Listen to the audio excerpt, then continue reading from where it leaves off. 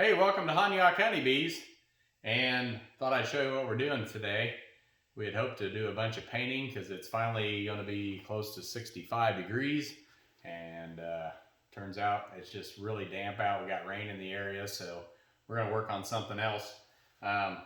Today we're working on hive entrance reducing sticks, and we got a bunch of them cut up. We're doing our last entrance. We're doing our last cutting on it. But I also like to tell you here for 2021, we're going to have 3-pound packages from the Fat Bee Man. We're going to be bringing here in early April. It just depends on when he will have them ready. Weather and stuff like that is going to play a big part in it. Also, we have overwintered nukes, and again, they're the Fat Bee Man genetics. We've raised here on our own place. The queens and stuff have been bred to the local drones, and we'll have those ready as well here coming probably more like mid-April. But as warm as it is early, we may have them available a little sooner. So, but let's get back to what we're up to today. So we've got these hive entrance reducing sticks, and one thing we've noticed and what we like to do, instead of cutting all these 3/4 by 3/4, I'll set the fence on our table saw like a 1/16 of an inch thinner. So that way, if there's propolis, there's something built up on the bottom board or your box, that they'll slide in and out decent. We have a lot of trouble with 3/4 inch stock or whatever, where if it's just a little bit snug, and with all the stickiness with the propolis that the bees put on there, it's hard to get them in and out, especially if you're trying to do a treatment for oxalic acid with the pan and you can't get the pan through here.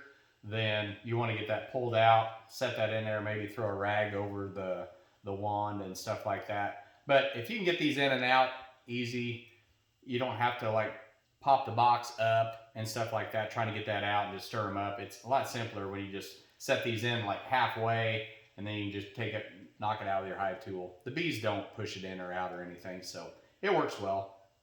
The other thing that we've done on our height for the entrance reducer, so this will be, it's 3 inches wide, but for the height, we're going just a 1/16 shy of 3/8. So I believe it is 5/16 of an inch high. And doing that, this setting for the winter seems to help keep mice and stuff out a lot easier. They won't go through that. We typically don't do 8-frame, we do 5-frame. We're doing the same thing here. It just seems to be a little bit too narrow as far as the height goes to allow them to get in there. So, but what I want to show you today is how we do this a little safer. I used to freehand a lot of stuff, but I've come up with some other ideas. We use this miter gauge on my table saw, and I don't have any lumber. Lumber prices are crazy right now, so I'm just using a piece of just junk at Van-Tech right here. But I got these marked out as far as the width that I want that matches this here. And what I do is I'll take this across, and I use this miter gauge, and you can set your first one against the fence if you want, but then as you go along, you get the first one cut through there, you do the second one, just move it over, basically clean out this whole tunnel. And then what you do is you'll have to change this dado blade over back to your regular saw blade, and then you can take them against your fence and start cutting. You can start cutting your widths that you want. So, but we've got that done already. So what I thought I'd show you today is actually doing it and just cutting the small entrance through. So you don't kind of want to freehand it too much, because these things can grab and they get kind of dangerous. They can easily grab you and pull your hands in, so you don't want to do that. So I'm trying to keep everything away from myself.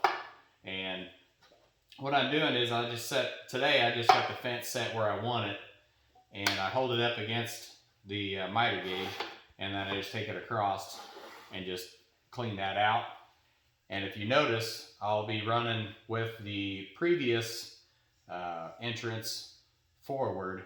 That way, when you put it in your box, like right here is the way you want it for the white entrance.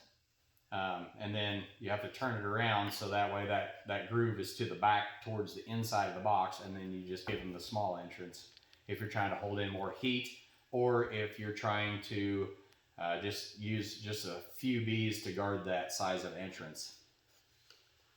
So let's get to it.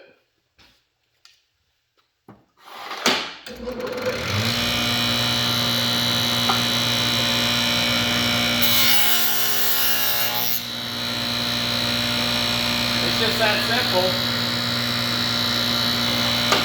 Keep your fingers back and that board won't twist on you.